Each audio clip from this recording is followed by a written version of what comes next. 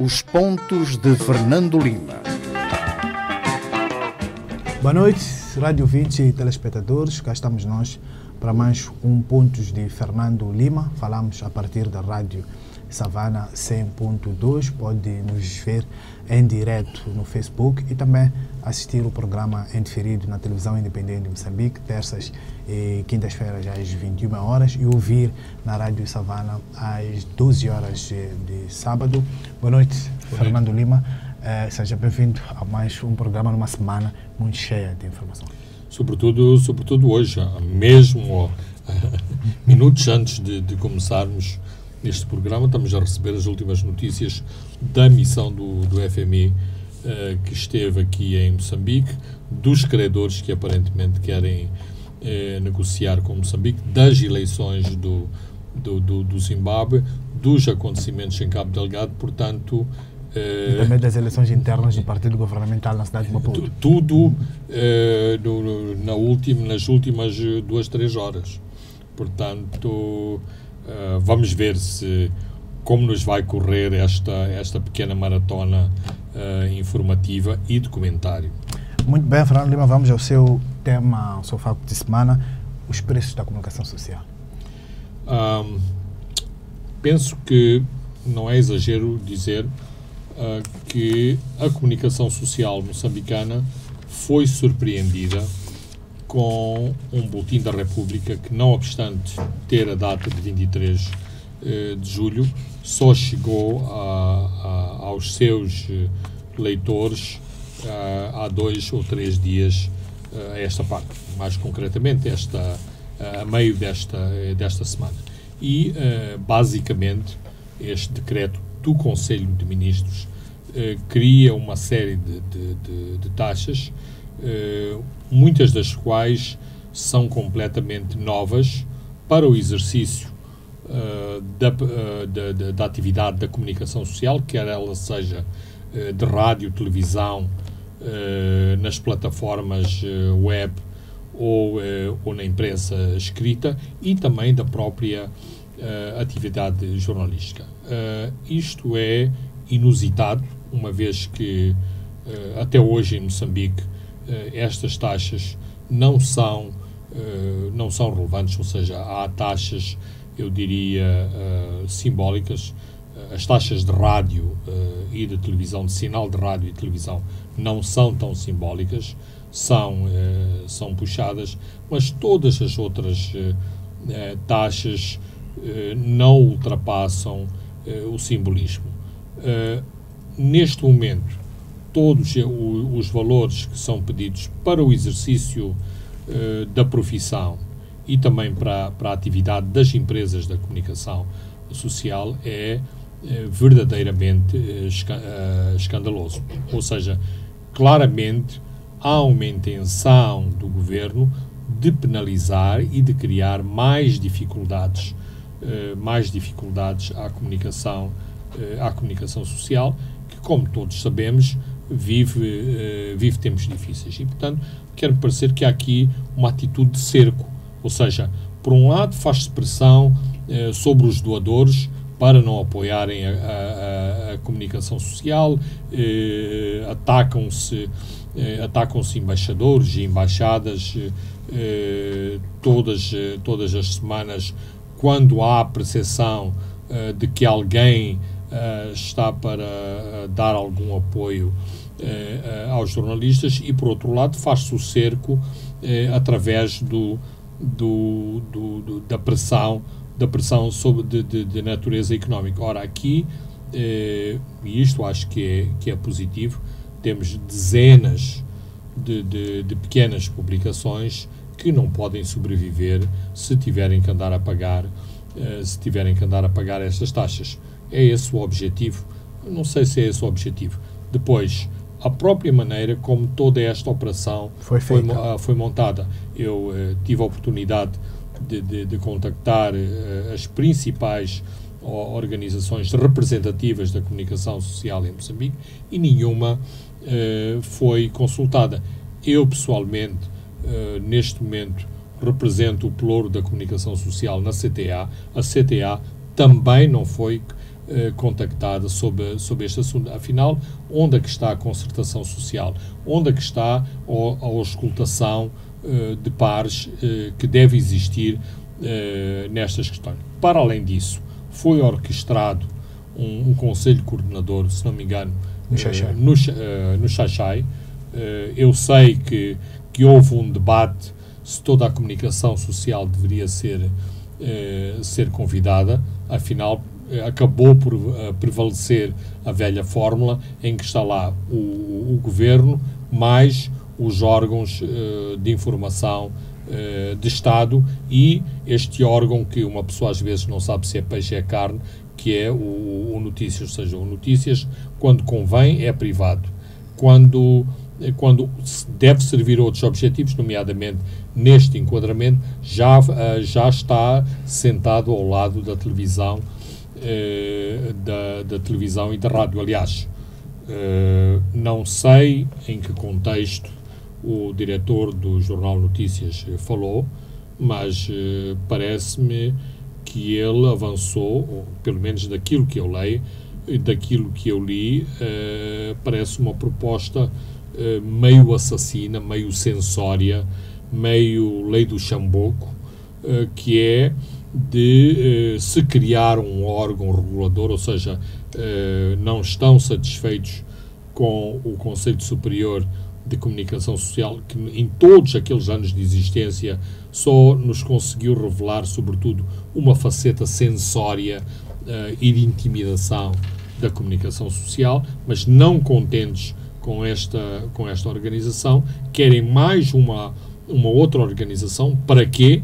Para exatamente pôr na ordem, se eu consigo interpretar a intervenção do diretor do Notícias, pôr na ordem aqueles meninos que se portam mal, que é para termos a chamada comunicação social responsável. Num país em que esteja a lei da imprensa, a Constituição da República e o Código Penal. Não são instrumentos suficientes para exatamente, não. O problema é o seguinte, é que já se tentou usar a Carta dos Tribunais e não tem funcionado, porque todos aquelas indemnizações lunáticas que têm sido pedidas a jornalistas e a órgãos de comunicação social não têm passado nos tribunais, exatamente por serem consideradas extravagantes pela opinião pública. Quer dizer, não faz sentido pedir-se $1 milhão a um jornalista que nem sequer ganha $1.000 por mês. Mas esses mesmos responsáveis do governo, juristas, indivíduos que já trabalharam na Procuradoria, quando não são modestos sequer a pedir indemnizações, vão logo para o número redondo, é habitualmente $1 milhão. Eu gostava de saber a que corresponde $1 milhão, $1 milhão em Moçambique. Só se corresponder aos plafons de acumulação dos indivíduos que trabalharam todo o tempo no Estado e que, por exemplo, à custa de se apropriarem do imobiliário herdado do tempo colonial, colecionaram várias casas dos ministérios e, em regra geral, do Estado, e, portanto, hoje se podem vangloriar de terem $1 milhão em património. Não me parece que seja o caso dos jornalistas e dos jornais e do modo geral de toda a comunicação social, que tem sérias dificuldades para exercer o postulado constitucional, que é garantir a liberdade de expressão, garantir a liberdade de imprensa. E sobretudo, num panorama em que jornais, rádios e televisões fecham, sem precisar deste tipo de taxas, essas taxas, Fernando Lima, é uma machadada à liberdade de imprensa, à liberdade de expressão, à diversidade de opinião e ao pluralismo.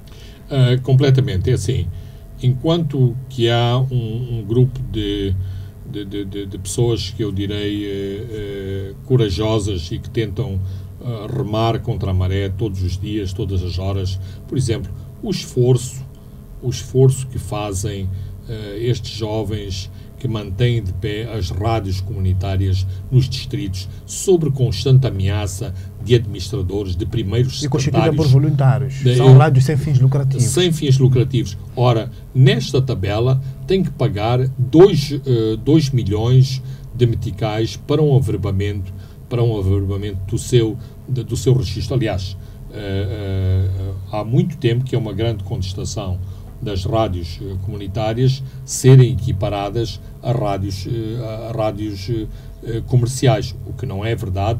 O pressuposto da existência de rádios comunitárias é completamente diferente. Mas, ao nível das taxas e de todas as obrigações, há toda esta pressão sobre as rádios comunitárias. Porquê? Exatamente porque se pretende que as rádios comunitárias reflitam exatamente a voz do dono, ou seja, nada de oposição, nada de pareceres críticos, nada de vozes críticas.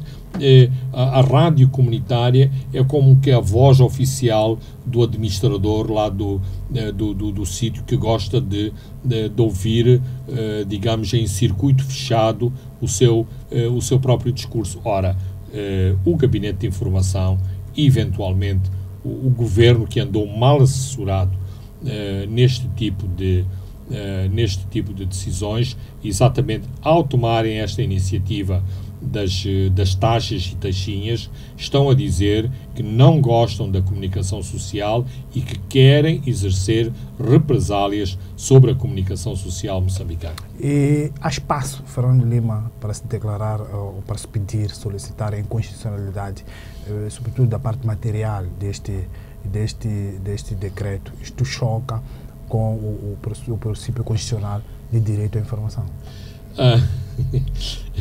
É assim, quando nos faltam outros argumentos, e exatamente como a Constituição permite muitas vezes uma interpretação muito ampla,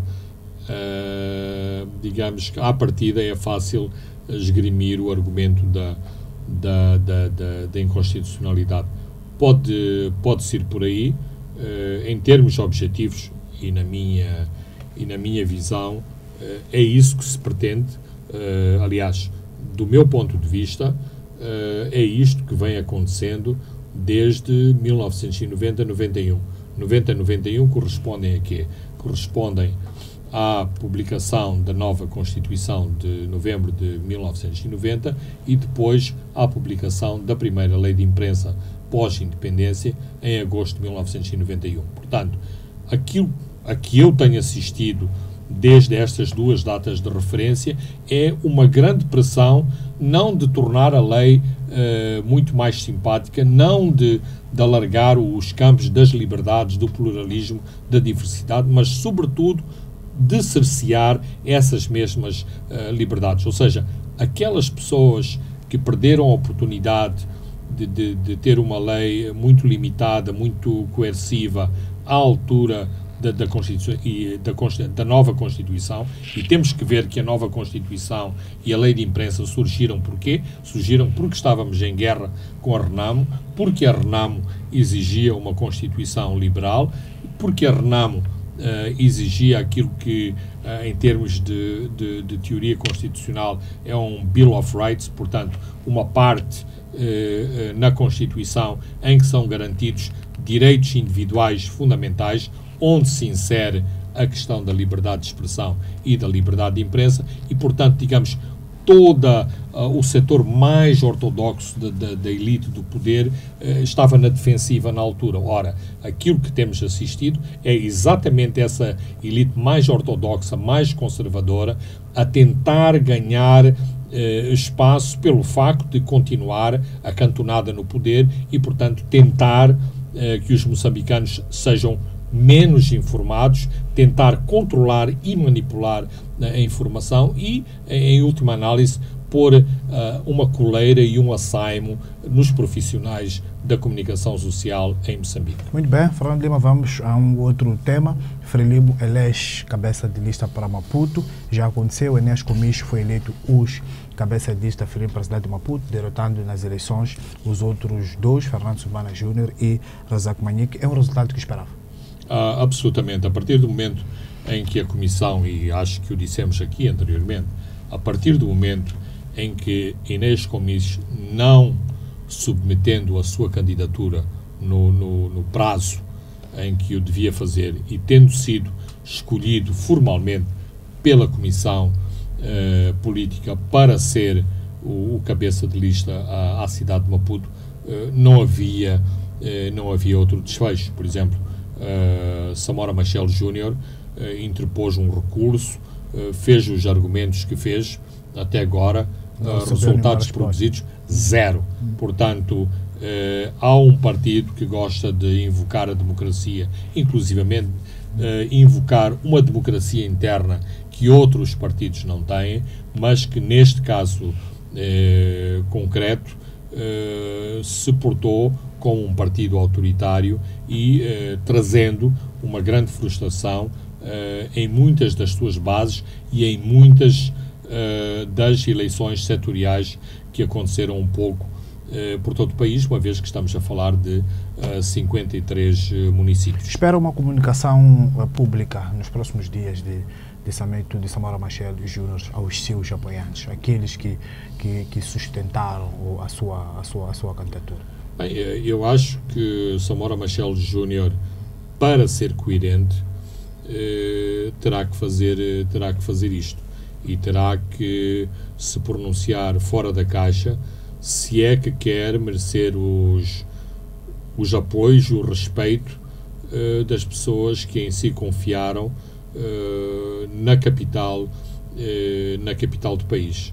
Eu sei que isto é muito difícil, é muito complicado, foge a toda a tradição da Frelimo, e ele não é uma pessoa qualquer, é nem mais nem menos que o filho do primeiro presidente deste país, mas num momento tão crucial como é o momento em que estamos a viver neste momento, e em que claramente há novos desafios, e novos desafios se colocam ao partido Frelimo, era importante que Samito Machel viesse a público dar a cara em relação aos valores que defende, que acredita, e em relação às expectativas que uma parte do eleitorado em Maputo depositou nele.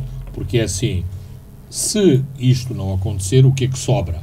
Sobra que o filho de Samora Machel queria ser o edil de Maputo, porque é verdade aquilo que os seus detratores dizem. Não conhecemos os seus projetos para a cidade, não conhecemos as ideias de transformação para o município de Maputo. Sabemos apenas que ele está de algum modo assentado em cima do capital político que representa o seu pai.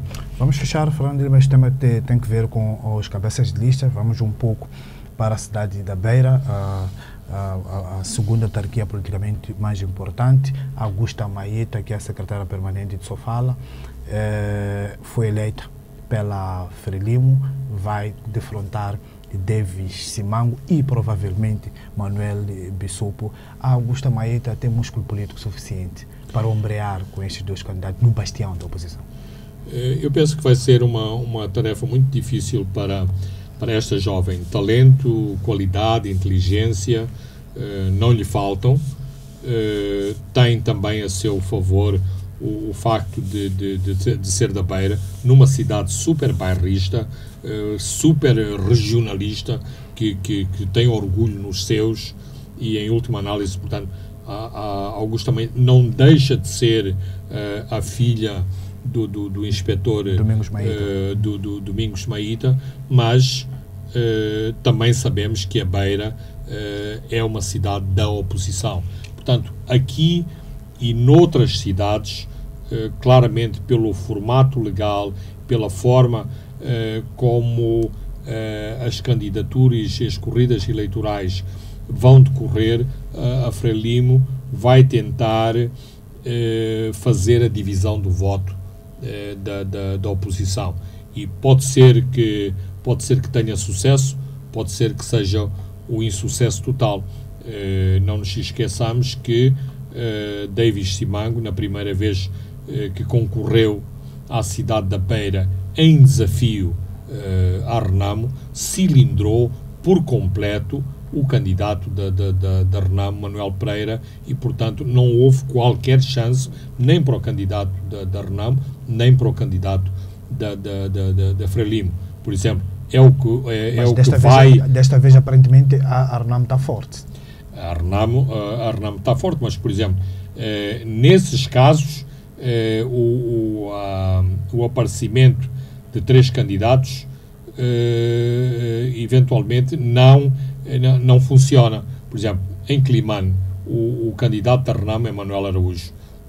Qualquer que seja o candidato da Frelimo ou do MDM, não tem qualquer chance em relação a Manuel de Araújo. E, assim, Manuel Bissopo, e estamos a ver as coisas do ponto de vista regional, não tão do ponto de vista de Bissopo concorrer no cartão da Renamo.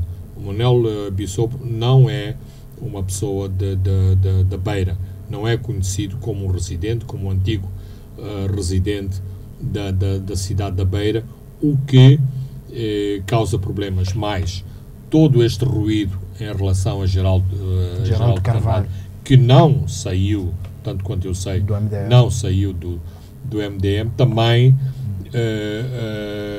causa aqui problemas. Portanto, não sei se a Renamo jogou bem na cidade da Beira.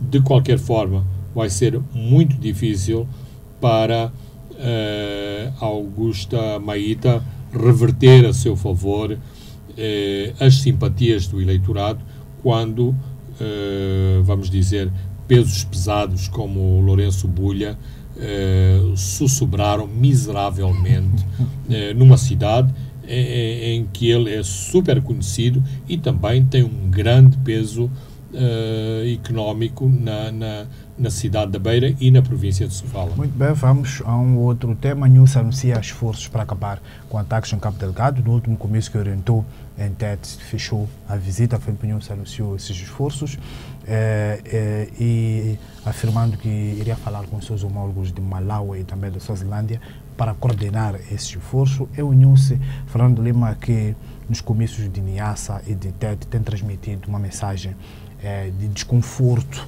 à volta dos estudos que têm estado a relacionar a ação dos insurgentes com a pobreza num território que é a placa giratória das operações de gás. Nilce também afirmou que Moçambique está a trabalhar com Quênia, com Tanzânia, Ruanda e África do Sul. É importante também, Fernando Lima, envolver os Estados Unidos nestas operações, tendo em conta que tem interesses econômicos na região e também geoestratégicos naquela região. Como é que olha para Bem, primeiro olhar para a questão do Nilce em relação aos estudos e depois olhar também para estes apoios que o Nilce está a pedir? Certo. É assim, o governo tenta desesperadamente, e neste caso o governo é o Presidente da República, tenta desesperadamente impor uma narrativa que cole e até agora não conseguiu colar.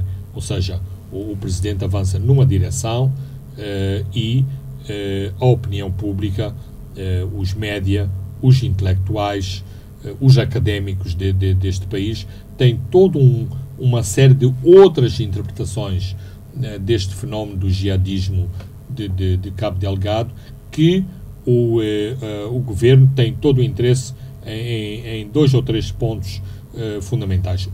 Despolitizar por completo esta contestação em Cabo Delgado. 2, afastar qualquer ideologia desta rebelião em Cabo Delgado. 3, minimizar os seus impactos na província.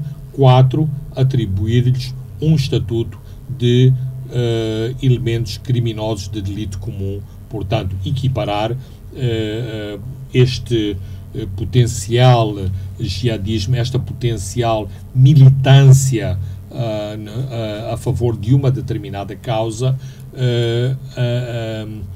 ridicularizando esse estatuto e transformando ou equiparando estes indivíduos ao indivíduo que assalta uma casa para roubar meia dúzia de pratos e panelas, ou as galinhas e os cabritos que as pessoas têm no campo. Ora,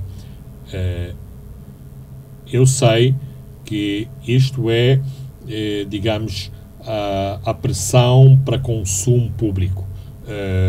Mais em privado, o governo tenta o seu melhor para definir um perfil e os contornos daquilo que constitui esta ameaça em Cabo Delgado. E, desse ponto de vista, foi muito correta a iniciativa do governo de entabular conversações com a Tanzânia num primeiro momento, depois com o Quênia, depois com o Uganda, também com o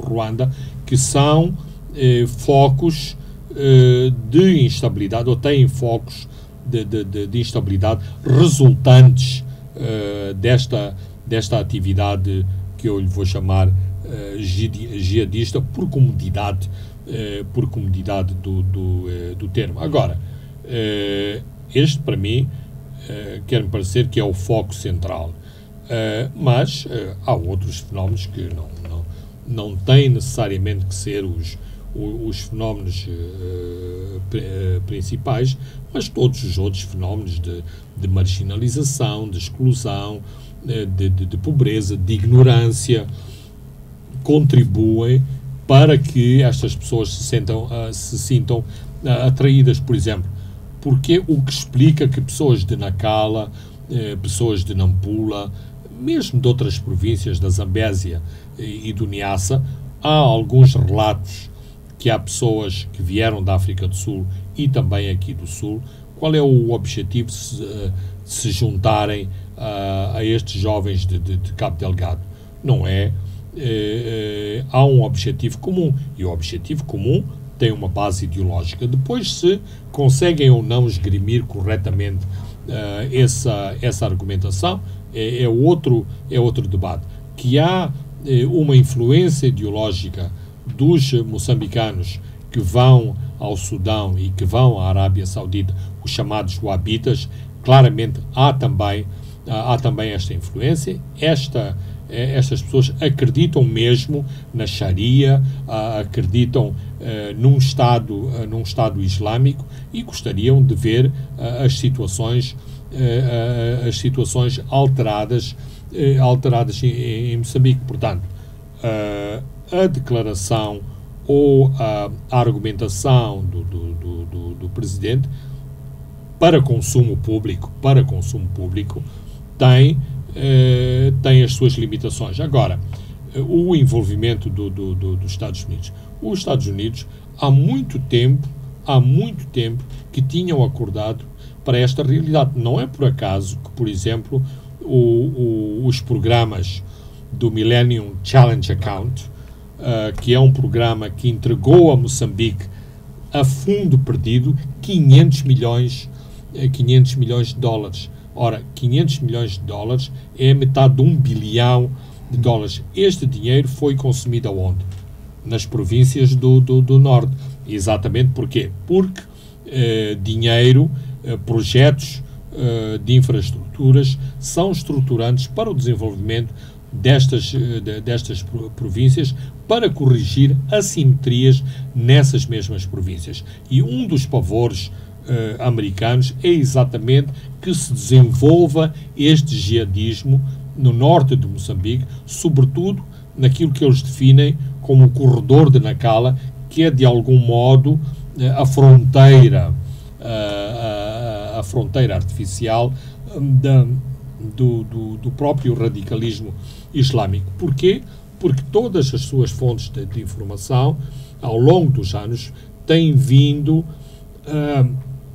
a notar a alteração que tem acontecido nas confrarias muçulmanas do norte de Moçambique, nomeadamente as confrarias neste eixo de Nacala-Nampula. As confrarias muçulmanas são exatamente um misto de tradicionalismo e do Islão, do Islão que foi absorvido pelas populações da região ao longo de mais de 5 séculos. Portanto, não é uma coisa que foi aprendida na Arábia Saudita e no Sudão há uma década ou duas décadas. Aliás, nessa altura ainda não havia todo o fenómeno da Al-Qaeda e de outros fenómenos radicais que exatamente têm uma parte do seu epicentro na Arábia Saudita, pese embora o facto da Arábia Saudita ser o principal aliado dos Estados Unidos.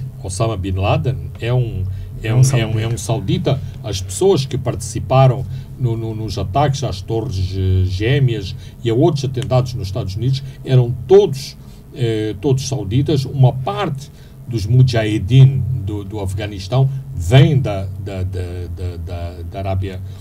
Arábia Saudita. Portanto, Moçambique e o governo de Moçambique, se querem ser sérios, têm que ver todas estas vertentes. E a vertente externa é muito importante e, portanto, qualquer iniciativa junto da África do Sul, da Suazilândia, do Malawi, de outros países, é importante, que é para exatamente criar este tampão de proteção a Moçambique. Para mim foi uma surpresa saber que uma parte destes moçambicanos tinham sido treinados também no Congo, mas dado que o Congo está muito próximo de ser um Estado falhado, em que, portanto, largas porções deste país são controlados por diferentes grupos armados, isto cria exatamente a possibilidade de, nesses territórios não controlados por um governo central,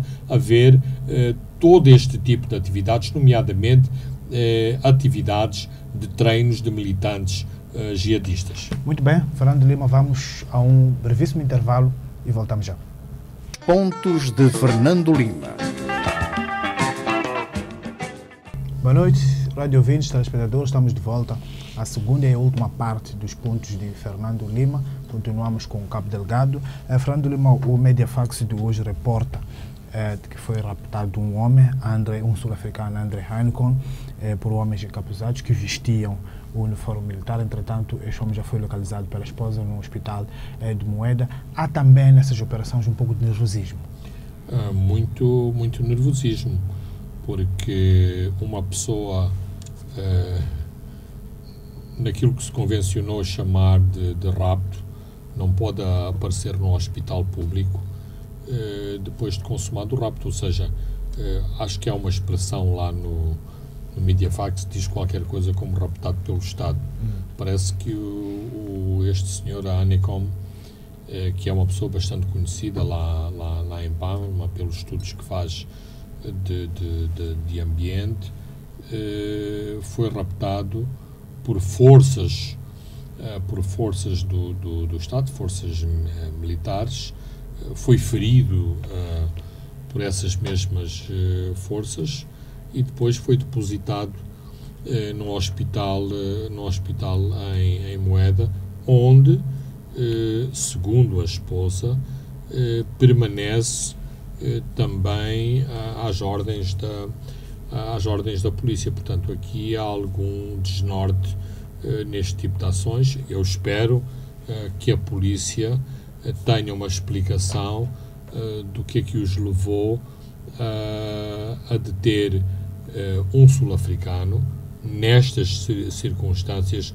rocambolescas, portanto, tipo rapto, porque depois a polícia entra em contradição, nomeadamente quer o porta-voz nacional, quer o porta-voz local, a dizer que desconhecia o paradeiro deste senhor e que estava à procura dele em toda a província de Cabo Delgado. Ora, isto é ridículo quando ele foi encaminhado, aparentemente, pelas forças policiais, ou por forças militares, ou por forças de operações especiais, para o hospital público de Moeda. Muito bem, vamos a um outro tema, tem que ver com o facto de a Renamo não entregar as listas, devia ter entregue a 21 de julho, segundo a comunicação pública feita pelo presidente Inúcio e pelo coordenador interino da Renamo, Sr. Suf Mamad, no encontro da Beira. A presidente da Liga Feminina Nacional da Renamo veio ao público argumentar que a Renamo exige primeiro que sejam reintegrados nas Forças Armadas os que já estavam lá e que foram retirados. O Afonso de la Cama também já falava disso antes. Na entrevista que deu ao canal de Moçambique, o Suf Mamad reiterou as palavras da presidente da Liga Feminina. Fernando Lima, está difícil resolver este problema. É importante também que o presidente Inúcio venha a dissipar alguns equívocos neste tipo de processo. Claramente, diríamos que o presidente Inúcio eventualmente pode desempatar este pequeno puzzle, ou seja, este pequeno imbróglio que está a surgir. Esta interpretação não surgiu em público no encontro da Beira, está a surgir agora. Parece que, mais uma vez, toda a direção da Renamo está em sintonia em relação a essa exigência. Resta saber se é uma nova exigência ou se é algo que está em cima da mesa há muito tempo, ou seja, que todo esse processo de integração comece pela reavaliação de militares da Renamo que já estiveram nos quadros das Forças Armadas e que deveriam voltar, ou até dos próprios elementos da Renamo que continuam ou que estão ainda nas Forças Armadas, mas que têm um papel marginal exatamente na estrutura das próprias Forças Armadas. Portanto, há aqui uma nebulosa.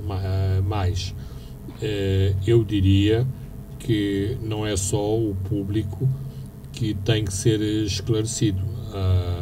Há também na comunidade internacional, que inclusivamente também veio ao público mostrar a sua disponibilidade em apoiar este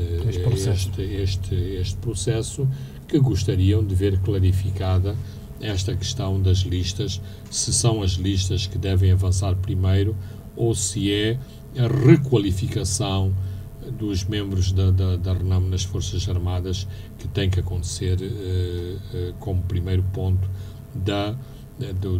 dos aspectos ou das questões relacionadas com os militares. E claramente as eleições de outubro estão a virar da esquina.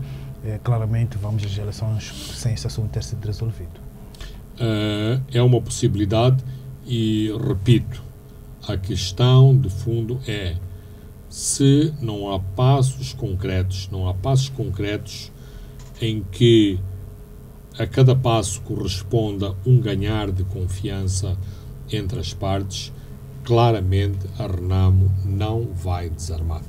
Bye, Mateus Magala está de regresso para o Banco Africano de Desenvolvimento, numa altura em que a empresa estava a passos largos a sair do vermelho. Fernando Lima, vai ser um desafio encontrar alguém à altura de percorrer os mesmos caminhos que a empresa estava a trilhar com Mateus Magala?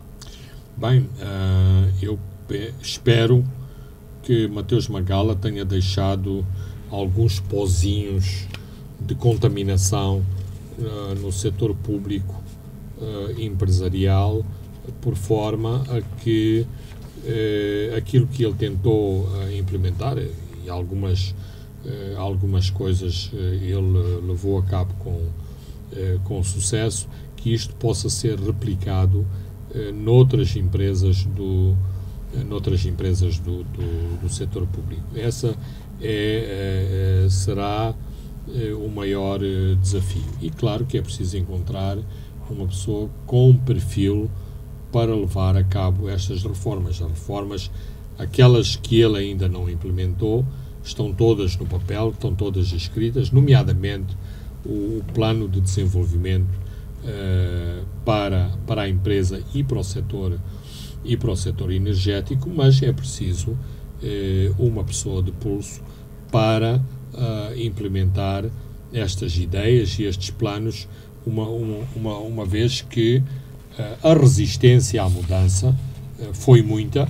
Nós tivemos a oportunidade de acompanhar. A resistência não era de fora da EDM, é de dentro da própria EDM, os abaixos assinados, as contestações, as denúncias que chegaram aos órgãos de informação traduzem muito do descontentamento que acolheu as mudanças que Magala tentou implementar na EDM. De qualquer forma, os resultados estão aí.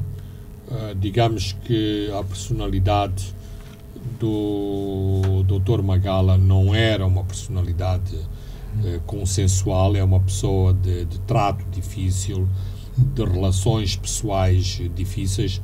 Mesmo os quadros da EDM que gostam dele, que aplaudem as suas iniciativas, referem que Magala é uma pessoa muito difícil.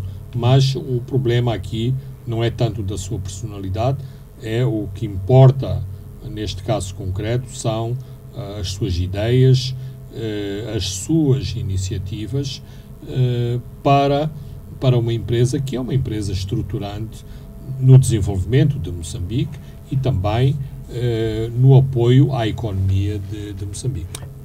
Magala vai sair em outubro.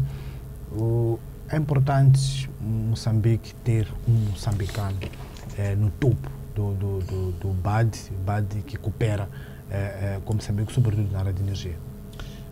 Esta é a parte, digamos, de comentário de rodapé. Ou seja, eu preferia ter Mateus Magala na eletricidade de Moçambique.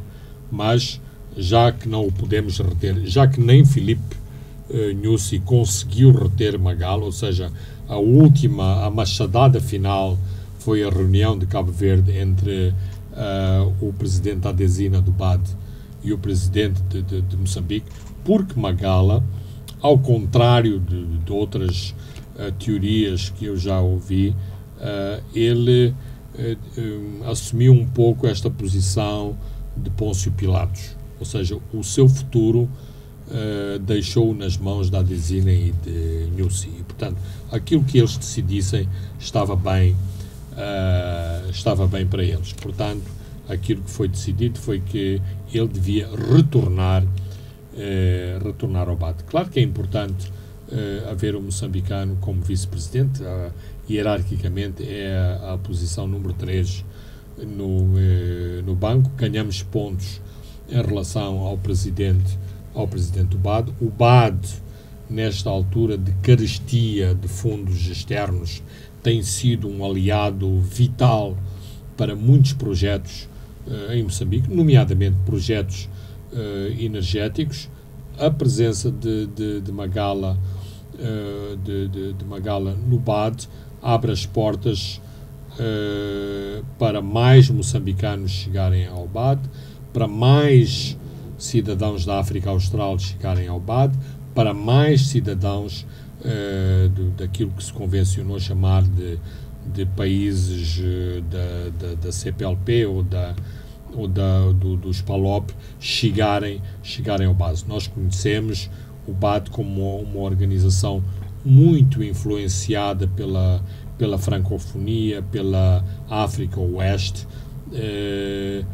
A ideia da Adesina é trazer sangue novo à organização e trazer outras regiões africanas a desempenharem um papel importante no banco. Não é por acaso que Magala estará à frente do setor dos recursos humanos, portanto tem aqui uma importância relevante neste recrutamento de pessoas exatamente destas áreas regionais e também de geografia política para serem recrutados e para trabalharem para o Banco Africano de Desenvolvimento. Vamos ao FMI, a 2 horas, 18 horas, o FMI dava uma conferência de imprensa a anunciar os resultados da equipe técnica que terminou a visita em Moçambique, que decorreu de 25 de julho a 3 de agosto. O representante, o chefe da missão, Ricardo Veloso, afirmava que a economia moçambicana está a recuperar gradualmente, e isto é apoiado pela recuperação mais forte que era esperado pela agricultura e também da produção mineira. Do lado fiscal, foram determinantes a eliminação dos subsídios ao combustível e ao trigo. Foi adotado também o mecanismo automático de revisão dos preços do combustível, a revisão dos preços também de energia e dos transportes também foram determinantes. E do lado da Receita, a missão recomendou a eliminação de isenções de IVA. Fernando Lima, como é que vê esta avaliação do Fundo Monetário Internacional? Bem, desde que começou a crise entre Moçambique e o FMI, este é claramente o primeiro comunicado de missão que é extremamente positivo. Já no comunicado do princípio do ano,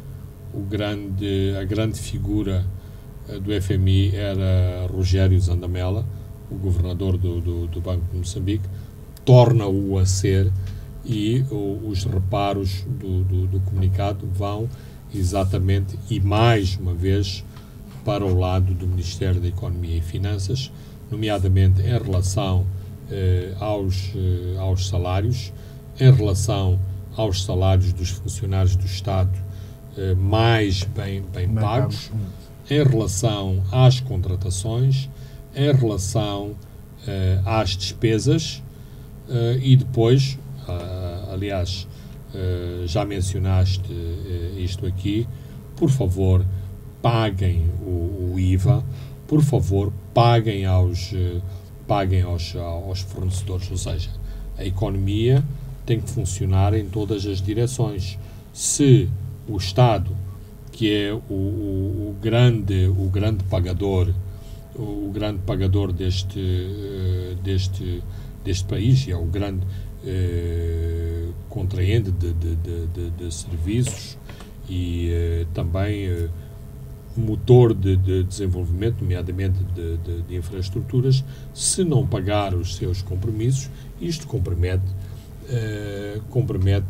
a economia. Portanto, em resumo, aparentemente não há referência, houve uma completa não referência à economia real, preocupação que os comunicados anteriores se referiam, não há referência ao setor privado, que tem merecido sempre uma referência muito explícita, neste caso a referência é indireta, uma vez que o setor privado está incluído no IVA e está incluído no pagamento aos fornecedores, mas mais surpreendente, e isto jornalisticamente aqui é a notícia deste comunicado, não há qualquer menção das dívidas ocultas e das lacunas que o FMI quer ver esclarecidas no relatório Kroll. Mas isto não tem que ver com as negociações que o governo está a manter diretamente com os credores, e de acordo com o último documento, os credores exigem que é preciso conectar as dívidas com as receitas de petróleo. Tem a ver com isso, é uma parte. Por exemplo, esta questão dos credores não foi mencionada também, que é habitualmente há sempre um encorajamento para que o governo negocie com os credores. Ora, a resposta veio indiretamente do outro quadrante, porque os credores que reivindicam representarem 70% da dívida moçambicana ao exterior vieram a público fazer uma contraproposta em relação àquilo que se convencionou chamar das dívidas ocultas. A proposta é a seguinte: que Moçambique pague até 2023 20% da dívida, ou seja, 200 milhões de dólares. Portanto, há um período de graça de agora a 2023, o que corresponde a 5 anos de graça e que vem de encontro às propostas que o ministro Malayan tinha feito em março em Londres, e que depois de 2023 o resto, os 80% da dívida restante, sejam pagos a partir dos preços das receitas do gás. Aqui também é relevante outro aspecto, que é os credores exigem o pagamento pleno da dívida e, portanto, passam ao lado de uma das propostas de Moçambique, que era haver um haircut, um corte de cabelo. Corte de cabelo significa, sobretudo, que os credores aceitassem mexer nos juros que são devidos pela dívida de capital. Ora, os credores, em relação a esta questão, exigem o pagamento total. Quer-me parecer que esta posição mais conciliatória, não completamente conciliatória, mas mais conciliatória dos credores, também tem a ver com um outro aspecto que já aqui referenciámos, que é a possibilidade de existirem na Rússia setores financeiros que podem tomar integralmente a dívida de Moçambique e que nem sequer, de acordo com as últimas informações, nem sequer estão preocupados em ter o retorno dessa dívida nos próximos anos. Portanto, isto, de algum modo, são boas notícias para o Governo. Boas notícias que também devemos conjugar com o facto da União Europeia ter acedido e ter anunciado que vai cooperar com Moçambique em valores substanciais. Estamos aqui a falar em 400 milhões de dólares em programas bilaterais, discutidos caso a caso e claramente não envolvendo o apoio ao Orçamento de Estado. Também o maior apoio que tem sido notado de todos os países doadores em apoiar projetos bilaterais, mantendo o boicote ao orçamento, e claro que há um esbater da questão das dívidas ocultas. É cedo para conjeturar onde é que está aqui, qual é a moeda de troca para esta omissão neste comunicado do FMI. Para já importa claramente notar, e vamos ver as trombetas governamentais a explodir de alegria nas próximas semanas contra os apóstolos da desgraça, e sugerindo que partiram o braço ao FMI ou quebraram-lhe o cotovelo, ou pronto, a expressão que os habituais propagandistas do governo gostam de esgrimir nas suas prosas. Voltando ao comunicado do FMI, a missão também diz que há espaço para o Banco de Moçambique continuar a relaxar na política monetária, mas diz que isso tem que ser feito com alguma cautela face às incertezas da economia mundial. Ao relaxar a política monetária é bom também para a economia, mais dinheiro pode vir a financiar. Claro que é importante. Aliás, o próprio Standard Bank já o tinha dito que o Banco de Moçambique devia ser mais ousado no relaxamento das taxas, mas eu compreendo o governador do banco. Temos as eleições à porta, temos as incertezas das matérias-primas e temos também as incertezas do preço do petróleo, que tem um peso... Mas também é preciso olhar para a inflação. Exato, tem um peso super importante na nossa balança de pagamentos. De qualquer forma, o FMI, que habitualmente é muito conservador nas previsões em termos de crescimento e inflação, libertou dois números que são também muito positivos.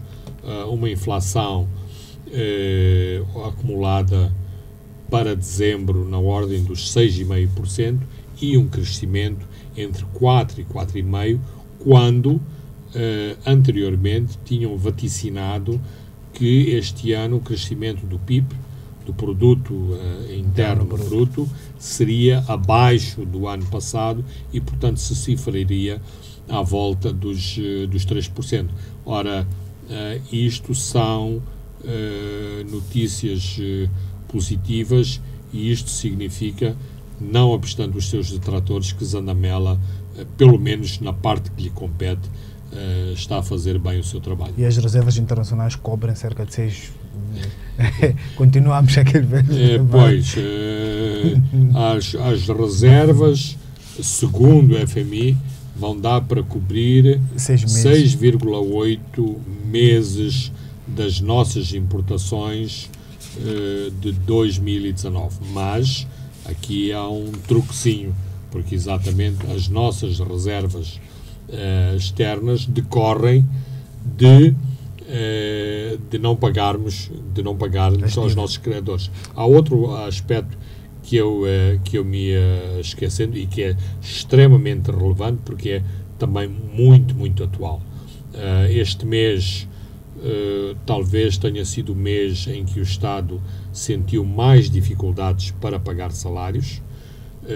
Os setores financeiros moçambicanos dizem que estas dificuldades do Estado têm a ver com a falta de apetecibilidade dos bilhetes do Tesouro com que o governo tem recorrido para fazer face às suas despesas correntes. Ora, os bilhetes do Tesouro, que agora estão a ser oferecidos a 10%, são taxas que os bancos não se sentem muito estimulados. Os bilhetes do Tesouro, que habitualmente não chegam até aos privados, neste momento os bancos estão a oferecer os bilhetes do Tesouro a outros potenciais compradores. Ora, o FMI chama a atenção de que o governo tem que ter cautela de não exceder os parâmetros que estabeleceu para si próprio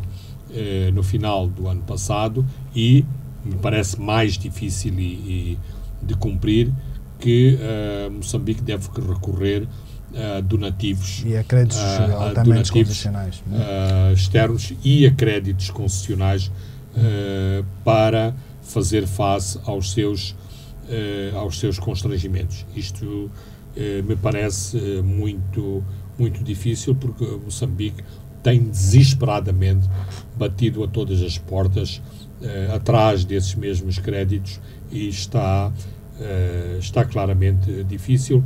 Voltando um bocadinho à eletricidade de Moçambique, há uma carteira de projetos na eletricidade de Moçambique no valor de qualquer coisa como 800 milhões de dólares e o maior desafio é exatamente que a eletricidade de Moçambique consiga os financiamentos para essa mesma carteira de projetos, e são projetos estruturantes, nomeadamente as centrais térmicas, nomeadamente as linhas de transmissão que aumentam a capacidade de distribuirmos energia de qualidade por todo o país. Vamos fechar rapidamente com o Zimbábue, 1 minuto, 2. Emmerson Mnangagwa já foi oficialmente declarado vencedor das eleições presidenciais de Zimbábue. A aliança MDC já fez saber que rejeita os resultados. Emerson teve 50,8% contra 44,3% de Nelson Chamisa. É uma vitória com uma margem muito apertada de Emmerson Mnangagwa, e estes resultados levaram muito tempo para sair, e segundo a oposição